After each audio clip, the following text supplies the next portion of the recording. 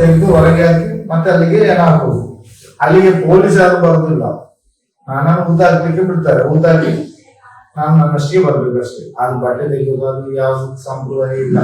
ಒಂದು ದಿನ ಇದು ಪೋಸ್ಟ್ ಮಾರ್ಟಮ್ ಮಾಡೋದಿಲ್ಲ, ಹಾಗೆ ಯಾವುದಿಲ್ಲ. ಅದು ಪೋಸ್ಟ್ ಮಾರ್ಟಮ್ ಅಂದ್ರೆ ಈಗ ಇವರು ಮೀನು ಹಿಡಿಲಿಕ್ಕೆ ಅಂತ ಒಂದು ನಮ್ಮ ರೂಮ್ ಬೈನವರು ರಾತ್ರಿ ಆಗ ಹೂವಪ್ಪ ಇದ್ರು, ಸೂಪರೇಸರ್ ಅಂತ, ಹೂವಪ್ಪ ಅಂತ ಅವರು ಇರುವಾಗ ನೈಟ್ ಮೀನಿನ ಆಸೆ ಹೋದವರು ಇಬ್ರು ಸತ್ತು ನೀರಲ್ಲಿ ಸುತ್ಕೊಂಡು ಅದನ್ನು ತೆಗೆದು ಬಂದು ಪಾಂಗಡಲ್ಲಿ ಮಸಾಲ ಇದರಲ್ಲಿ ಇಟ್ಟು ಪೋಸ್ಟ್ ಮಾರ್ಟಮ್ ಮಾಡಿದ್ವಿ.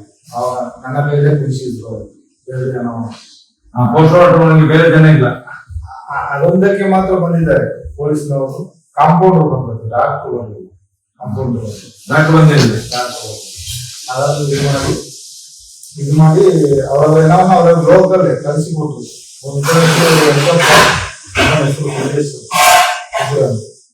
ಕಲಿಸಿಕೊಟ್ರು ಎಲ್ಲಿ ಅಲ್ಲಿ ಲೋಕಲ್, ಅಲ್ಲಿ ಮುಂಬೈ. ಅದು ಅದೇ ಕತೆ. ಈಗ ಹೂವಪ್ಪ ಅಂತಿದ್ದಾರೆ, ಅದು ನಾನು ಹೇಳ್ಬೇಕಂದ್ರೆ ತುಂಬಾ ಕತೆ ಉಂಟು. ನಮ್ಗೆ ಅನ್ಯಾಯ ಎಲ್ಲಿವರೆಗೆ ಮಾಡ್ತಾರೆ ಅಂತ ಹೇಳಿದ್ರೆ, ನಮಗೆ ಮಾಡಿದ ಅನ್ಯಾಯ ದೇವರಿಗೆ ಗೊತ್ತು, ದೇವ್ರಿಗೆ ಗೊತ್ತಿಲ್ಲ ಅಂತ ಹೇಳ್ತಾರೆ. ಗೊತ್ತಿದ್ದು ಮಾಡ್ತಾರ ಇಲ್ಲ ಅಂತ ಮಾಡ್ತಾರ ನಮ್ಗೆ ಗೊತ್ತಿಲ್ಲ. ನಾನು ಅಷ್ಟು ವರ್ಷ ಮಾಡ್ಲಿಕ್ಕೆ 3.5 ಲಕ್ಷ ಕೊಡ್ಬೇಕು. ಯಾವುದು ಗೊತ್ತಿಲ್ಲ ಅಂತ ಹೇಳಿದ್ರೆ ಮಾತನಾಡುವ ಮಂಜುನಾಥರಿಗೆ ಗೊತ್ತಿರ್ಲೇ ಗೊತ್ತಿದೆ, ಭಗವಂತನಿಗೆ ಗೊತ್ತಿದೆ. ಅಲ್ಲ, ಸತ್ಯ. ಈ ಮಾತನಾಡುವ ಮಂಜುನಾಥಿಗೆ ಗೊತ್ತಿರಬೇಕಲ್ಲ. ನಾವು ಅನ್ನೋದು ದೇವರು 6 ಕಟ್ಟು ದುಡ್ಡು ತಂದ್ರು, 500 ರೂಪಾಯಿ ನೋಟು 6 ಕಟ್ಟು ದುಡ್ಡು ತಂದ್ರು ನಮ್ಮನ್ನು ಕಳ್ಸೋದು ಅಂತೇಳಿ. ನಮ್ಮನ್ನು ಕಲಿಸ್ಲಿಕ್ಕೆ ಉದ್ದೇಶ ಸೌಜನ್ಯ ವಿಷಯದಲ್ಲಿ ನೀವು ಆ ಕಡೆ ಈ ಕಡೆ ಮಾತಾಡ್ತೇವೆ ಕಲಿಸಿದ್ರು ನಮ್ಮ. ಹಾಗೆ 6 ಕಟ್ಟು ದುಡ್ಡು ತಂದ್ರು. ಬರೀ 2 ಕಟ್ಟು ದುಡ್ಡಲ್ಲಿ ಮಾತ್ರ ನಮ್ಗೆ ಭಾಗ ಮಾಡಿದ್ರು. ನನ್ನ ಹೆಂಡತಿಗೆ ನನಗೆ ನನ್ನ ಭಾಗ್ಯ ಹಾಕೊಂಡಿದ್ರು. ಅಷ್ಟು ಮಾಡಿ ರಥಾದ್ರೆ ಲಾರಿಯಲ್ಲಿ ಲೋಡ್ ತುಂಬಿಸಿ ಹೋಗುವ ತನಕ ನನ್ನೊಟ್ಟಿಗೆ ಅಲ್ಲಿ ರಾಜೇಶ್ವರ ನಿಂತಾರೆ. ಅವರು ಸೂಪರ್ವೈಸರ್ ಧರ್ಮಸ್ಥಳ ನೇತ್ರಾವತಿ ಸೂಪರ್ವೈಸರ್.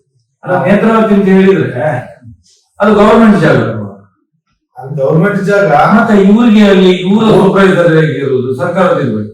ಸರ್ಕಾರದ ಯಾವ್ದು ಇಲ್ಲ. ನಾವು ಯಾರನ್ನು ಕಲ್ಲ ಅಂತ ಹೇಳ್ತೀವಿ, ಅವರನ್ನೇ ಪೊಲೀಸ್ ಹಿಡ್ಕೊಂಡು ಹೊಡಿಲಿಕ್ಕೆ ಇರೋದಿರ್ತಾರ. ನಾವು ಹೇಳಿದವರನ್ನೇ ಅವ್ರು ಹಿಡ್ಕೊಂಡು ಹೊಡಿಬೇಕು. ಹಾಗೆ ಯಾಕಂದ್ರೆ ನಾನು ಸರಿ ಈ ಕೈಯಲ್ಲಿ ತುಂಬಾ ಮಂದಿಗೆ ಹೊಡ್ತೀನಿ, ನನಗೆ ಜನಗಳು ಹೊಡಿತಾರೆ ಗೊತ್ತಾದ್ರೆ. ಯಾಕಂದ್ರೆ ಇವ್ರು ಹೇಳಿ ನಾನು ಹೊಡಿಯೋದು. ಅದೇ ಮೇಲೆ ಬರುವಾಗ ತುಂಬಾ ಜನರು ರಕ್ತ ಬರುವಾಗೆಲ್ಲ ಹೊಡ್ತಿದ್ದೇವೆ. ಅದೆಲ್ಲ ಪೊಲೀಸ್ನವ್ರ ಕೆಲಸ. ನಮ್ಮನ್ನೆಲ್ಲ ಹಿಡ್ಕೊಂಡು ಹೊಡಿಸಿದ್ದಾರೆ. ಒಬ್ಬರು ಹೊಡೆದು ಮೂಕಲ್ಲೆಲ್ಲ ರಕ್ತ ಬಂದು ಭಯಂಕರ. ನಿನ್ನ ಅಪ್ಪಂದ ಡ್ಯಾಮ ಆಗಿ ಈಗೆಲ್ಲ ಜಬರ್ದಸ್ತ್ ಮಾಡಿ ಎಲ್ಲ ಹೋಗಿ ತುಂಬಾ ಜನ ರಕ್ತ ಸುರಿಸಿ ಹೋಗಿದ್ದಾರೆ. ಏನಿಲ್ಲ, ಒಂದು ಅಯ್ಯಪ್ಪ ಸ್ವಾಮಿಗಳು ಊಟ ಮಾಡುವಾಗ ಒಂದು ಕಾರಿನ ಹೊಗೆ ಹೋಯ್ತು ಅಂತೇಳಿ ಅವ್ರು ಗಲಾಟೆ ಮಾಡಿದಕ್ಕೆ ಆಗ ಸುಂದರ ಗೌಡರು ಇದ್ದಾರೆ, ಯಾರು ಸೂಪರ್ವೈಸರ್, ಕಲ್ಲಲ್ಲಿ ಬೀರಿದ್ದಾರೆ ಎಲ್ಲರಿಗೆ. ಕಲ್ಲಲ್ಲಿ ಹೋದ್ರೆ ಲಾಸ್ಟ್ ಸ್ವಾಮಿಗಳಿಗೆ ಕೋಪ ಆಗಿ ಒಬ್ಬ ಅಯ್ಯಪ್ಪ ಸ್ವಾಮಿಗಳು ಮತ್ತ ಸ್ವಾಮಿಗಳೆಲ್ಲ ಸರಿಯಾಗಿದ್ದಾರೆ. ಅಯ್ಯಪ್ಪನವರು ಎಲ್ಲ ಸೇರಿಬಿಟ್ಟಲ್ಲ, ಕಲ್ಲು ತಗೊಂಡು ಹೊಡ್ದೊಡ್ದು ಎಲ್ಲ ಅದನ್ನ ನೋಡ್ರು ಹೋಟ್ಲಿದೆ, ಕಾಡಿಗೆ ಹೊಡಿದ್ದಾರೆ. ಮುಂಬೈನವರೆಲ್ಲ ಚೆಲ್ಲಕಲಿಯಾಗಿ ಕಾಡಿಗೆ ಹೊಡಿದ್ದೇವೆ. ಮತ್ತೆ ಅಷ್ಟು ಪಕ್ಕ ಅಲ್ಲಿ ಧರ್ಮಸ್ಥಳಕ್ಕೆ ಫೋನ್ ಮಾಡಿ ಹೇಳಿ ದ್ವಾರದಲ್ಲಿ ಪೊಲೀಸ್ನವರು ನಿಲ್ಲಿಸಿ ಇವರು ಹೆಡ್ಡವರಿಗೆ ಕಂಪ್ಲೇಂಟ್ ಮಾಡ್ಲಿಕ್ಕೆ ಬಿಡ್ಲೇ ಇಲ್ಲ. ಅಲ್ಲೇ ಹೊರಗೆ ಓಡಿಸಿದ್ರು, ಅಲ್ಲಿಂದ ಓಡಿಸಿದ್ರು ಒಳಗೆ. ಅಯ್ಯಪ್ಪನವರು ಒಳಗೆ ಬಿಡ್ಲಿಲ್ಲ. ಅಲ್ಲಿ ಗೋಮಠ ಬೆಟ್ಟದಿಂದ ಗೋಮಠ ಬೆಟ್ಟ ಟರ್ನ್ ಅಲ್ಲಿ ಕೆಳಗೆ ಒಂದು ಬರ್ತದೆ. ಈ ಕಡೆ ಪಂಬಳ ಕಡೆ ಮಣ್ಣು ದಾರಿ, ಈ ಕಡೆ ಪಂಬಳದಿಂದ ಮೇಲೆ ಅದೇ ದಾರಿ ಇಲ್ಲಿ ಹತ್ತಿರಕ್ಕೆ ಬರ್ತದೆ. ಈ ಸೆಂಟ್ರಲ್ ಪ್ಲೇಸ್ ಅಲ್ಲಿ ಒಂದು ಯಾರ್ಗೋಲ್ ಇದೆ, ಹೋಗ್ತಾ ಒಂದಿದೆ. ಆಚೆಯಿಂದ ಬರುವಾಗ ಫಸ್ಟ್ ಯಾರ್ಗೋಲ್ ಹತ್ರ ಕೆಳಗಡೆ ಪ್ಲೇಸ್ ಇದೆ. ಆ ಪ್ಲೇಸಿನಲ್ಲಿ ಏನಿಲ್ಲದ ನಾನು ಊತಾಕಿದ್ದು 70 ಜನ 75 ಏನಾದಷ್ಟು ಊತಾಕಿದ್ದು. ಸ್ಮಶಾನ ಅಲ್ಲ, ಅದು ಸ್ಮಶಾನ ಅಲ್ಲ. ಆದ್ರೆ ನಾನು ಅದು ಅಲ್ಲಿ ಗಾಡಿ ಇದೆ, ತರಕಾರಿ ತಳ್ಕೊಂಡು ಹೋಗುದು. ಬಸ್ ಸ್ಟ್ಯಾಂಡ್ ತರಕಾರಿ ತಳ್ಕೊಂಡು ಹೋಗುವ ಗಾಡಿ. ಆ ಗಾಡಿಯಲ್ಲೆಲ್ಲ ಏನೋನ ಹಾಕಿ ತಳ್ಕೊಂಡು ಬಂದು ಅಲ್ಲಿ ಗುಡಿ ತೆಗೆದು ಊಟ ಹಾಕೋದು. ಈಗ ಒಂದು ಲೈನು, ಈಗ ಒಂದು ಲೈನು, ಈ ಕಡೆಯಿಂದ ಒಂದು 7 8, ಆ ಕಡೆಯಿಂದ 7 8. ಇಲ್ಲಿ ನನಗೆ ಗೊತ್ತಾಗ್ತದೆ ಅದು ಯಾವ್ದು ಒಣಗಿದೆ ಅಂತ. ಅದನ್ನು ತೆಗೆದು ಅಲ್ಲಿಗೆ ಊಟ ಹಾಕೋದು. ಎಲುಬೆಲ್ಲ ಮೇಲೆ ಬರ್ತದೆ, ಅದನ್ನ ಹಾಕೋದು. ಮತ್ತೆ ಅದು ಹಾಕೋದು ನಾಲ್ಕು ನೂರು ಬರ್ತದೆ, ಊಟ ಹಾಕೋದು. ಅಲ್ಲಿ ಅಷ್ಟು ಏನೋ ಊಟ ಹಾಕಿದ್ರು. ಇಲ್ಲಿ ನೇತ್ರಾವತಿ ಹತ್ರ ಲೆಕ್ಕವೇ ಇಲ್ಲ, ಒಳ್ಳೆ ಬದಿಯಲ್ಲೆಲ್ಲ ಲೆಕ್ಕವೇ ಇಲ್ಲ. ಮತ್ತೆ ಅಲ್ಲಿ ಧರ್ಮಸ್ಥಳದಲ್ಲಿ 2 ಮೀಟರ್ ಶಾಲೆ ಹತ್ರ ಒಂದು ಈ ಕಡೆ ಭಟ್ರದು ಮನೆ, ಭಟ್ರ ಮನೆ, ದೇವರು ಪೂಜೆ ಮಾಡೋ ಭಟ್ರ ಮನೆ. ನಮ್ಮ ಅವರು ಸರಿಯಾಗಿ ನನಗೆ ಅಷ್ಟು ಇದಿಲ್ಲ. ಅವರು ಧರ್ಮಸ್ಥಳ STM ಓದ್ತಾ ಇದ್ದಾರೆ. ನಾವು ಅಲ್ಲ ಕಾಲೇಜ್ ಇದು ನೀವು ಎಲ್ಲ ಉಳ್ಳೋ ಜಾಗ ಎಲ್ಲಿ? ಭಟ್ರ ಮನೆಯಲ್ಲಿ ಅದು ಬಾವಿ ಬಾವಿ ಎಲ್ಲಿ ಅದು? ಅಲ್ಲಿ ಎಲ್ಮಿಟ್ರಿ ಶಾಲೆ ಇದೆ. ಹೈಸ್ಕೂಲ್ ಇದೆ ಅವರು. ಶಾಲೆಯ ಹಿಂಬದಿಯಲ್ಲಿ ಈಗ ಹೈಸ್ಕೂಲ್ ಇಲ್ಲ, ಆ ಕಡೆ ಶಾಲೆ ಇದೆ ಬಗ್ಗೆ. ಆ ಶಾಲೆಯ ಹಿಂಬದಿಯಲ್ಲಿ ಅವ್ರ ಮನೆ. ಆ ಊರಿಗೆ ಹೋಗೋದು ಎಸ್ಟಿಎಂ ಕಾಲೇಜ್ ಇಲ್ಲಿ ಓದ್ತಾ ಇದ್ರು. ಎಂತ ಏನಾಗಿದೆ ಗೊತ್ತಿಲ್ಲ. ನಾನು ಇಲ್ಲಿ ಒಂದು ನೇತ್ರಾವತಿಯಲ್ಲಿ ಒಂದು ಹೆಣ ತೆಗೆದೆ. ಆ ದಿವಸನೇ ನನ್ನನ್ನು ಅಲ್ಲಿಗೆ ಕರ್ಕೊಂಡು ಹೋಗಿದ್ದಾರೆ ಹೆಣ ತೆಗಿಬೇಕು ಅಂತ ಪೊಲೀಸ್ನವರು. ಅಲ್ಲಿ ಹೋಗುವಾಗ ಲಾಸ್ಟ್ಗೆ ಹೆಣ ತೆಗಿತಾ ಇತ್ತು. ಒಬ್ರು ಅಳೋದಿಲ್ಲ. ಕೇಳಿದ್ರೆ ಹುಡುಗಿ ಕೇಳಾದ್ರು ಅಂತ ಹೇಳ್ತಾರೆ. ಒಂದು ರವಕ್ಕೆ ಒಂದು ಲಾಸ್ಟ್ ಡಾಲ್. ಎಲ್ಲಿ ಹುಡುಗಿಯದು? ಧರ್ಮಸ್ಥಳದಲ್ಲಿ. ಧರ್ಮಸ್ಥಳದಲ್ಲಿ ಭಟ್ರು ಅದನ್ನು ಸುಸೈಡ್ ಅಂತ ಮೇಲೆ ಹಾಕಿದ್ರು. ಅವರು ಎಂತ ಮಾಡೋದು ಓಪನ್ ಮಾಡಿದ್ರು, ದಪ್ಪನ್ ಮಾಡಿದ್ರೆ ಎಂತ ಮಾಡೋದು ನಾನು ತೆಗೆದುಕೊಟ್ಟು ಬಂದೆ ಏನೋ.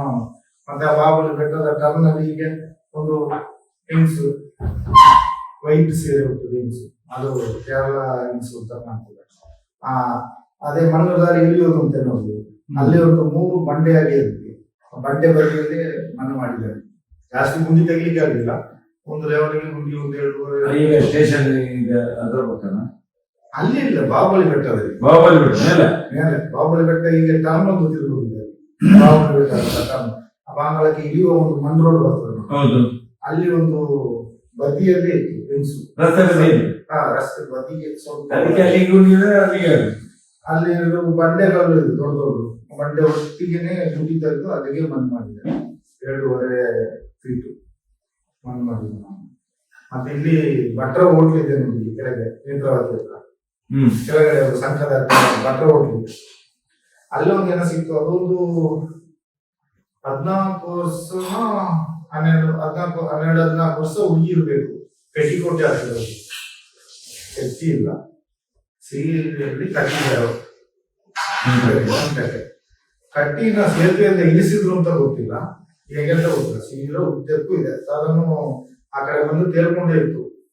ಮತ್ತೆ ಅದನ್ನು ಒಂದು ದಿವಸ ನೋಡಿ ಬಾಡಿ ಸಿಗುವ ಜಾಗದಲ್ಲಿ ಸ್ವಲ್ಪ ಈ ಕಡೆ ಅಲ್ಲೇ ಅಲ್ಲಿ ಭಟ್ರ ಹೋಟ್ಲ್ ಇದೆ ನೋಡಿ, ಈ ಕಡೆ ಸಂಕ ಕೆಳಗೆ ಸಂಕ ಇದೆ ನೋಡಿ, ದೊಡ್ಡ ಸಂಕ, ಸಣ್ಣ ಸಂಕ, ಸಣ್ಣ ಸಂಕದ ಹೊತ್ತಿಗೆ ಅಲ್ಲಿ ಒಂದು ಭಟ್ರ ಹೋಟ್ಲ್ ಇದೆ. ಅಲ್ಲಿ ಆ ಏನವನ್ನು ಅಲ್ಲೇ ನದಿ ಬದಿಯಲ್ಲಿ ಅಲ್ಲೇ ಮಣ್ಣು ಮಾಡಿ ಹಾಕಿದೆ.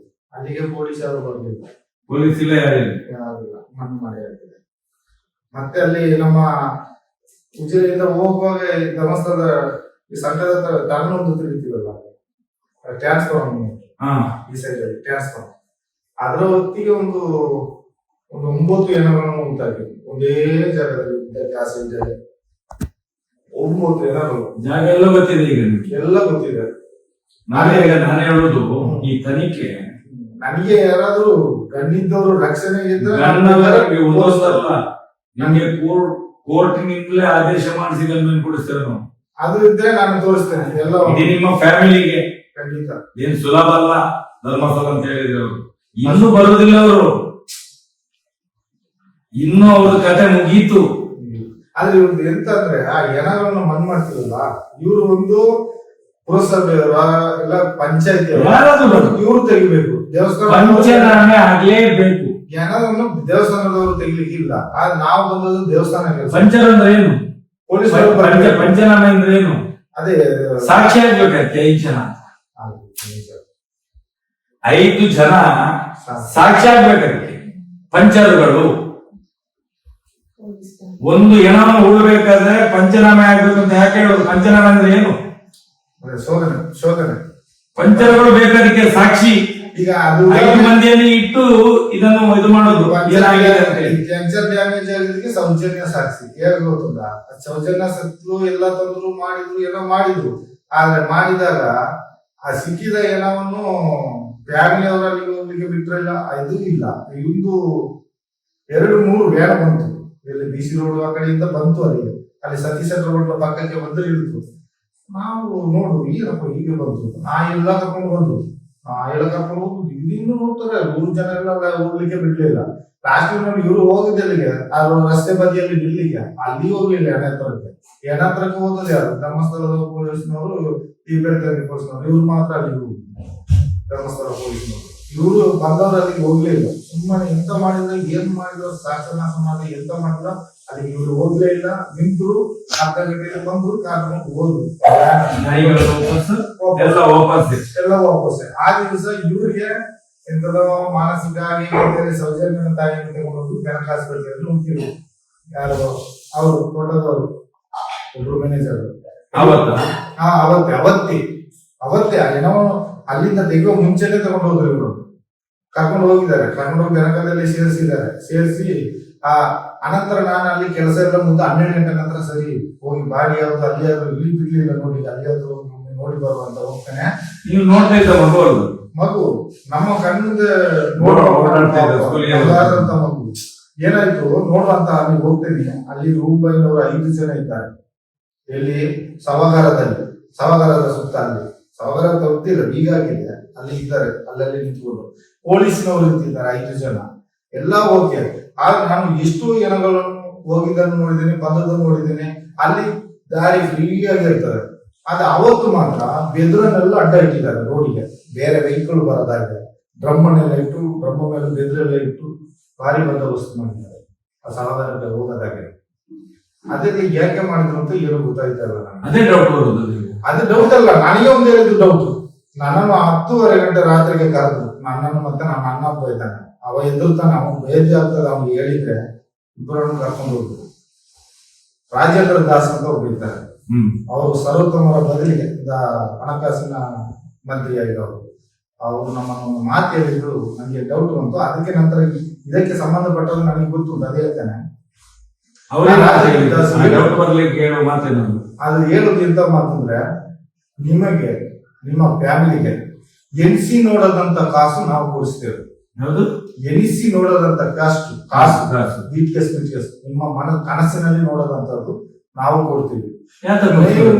ನೀವು ಯಾವ ಹೈಕೋರ್ಟಿಗೆ ಹೋದ್ರು, ಎಲ್ಲಿ ಕರೆದ್ರು, ನಾವು ಏನ್ ಹೇಳಿ ಕೊಡ್ತೀವಿ ಹಾಗೆ ನೀವು ಅಲ್ಲಿ ಸಾಕ್ಷಿ ಹೇಳ್ಬೇಕು. ಹೇಳ್ತೀರಾ ಅಂತ ಹೇಳಿ ಹೇಳ್ತೀವಿ ಅಂತ ಹೇಳಿ. ಆಗ ಮತ್ತೆ ನಾನು ಅಲ್ಲಿ ಬರ್ಬೇಕಲ್ಲ, ಒಳಗೆ ರೂಮಲ್ಲಿ ಕೂಡ ಹೇಳ್ತಾರೆ ನನ್ನನ್ನು ಲಾಸ್ಟಿಗೆ ನೋಡುವಾಗ ಉಂಟಲ್ಲ ಅಲ್ಲಿ ಎಂತದ್ದು ಹೇಳ್ತಾರೆ ಅಂದ್ರೆ, ನಮಗೆ ಮೇಲೆ ಕಾವಂದರು ಇದ್ದಾರೆ, ಹೆಗ್ಡವರು ಇದ್ದಾರೆ, ನೀವು ಎದುರ್ಬೇಕಾಗಿಲ್ಲ, ನೀವು ಇದೊಂದು ಮಾಡ್ತೀರಿ. ಸರಿ ಮಾಡ್ತೀರಲ್ವ? ಸರಿ.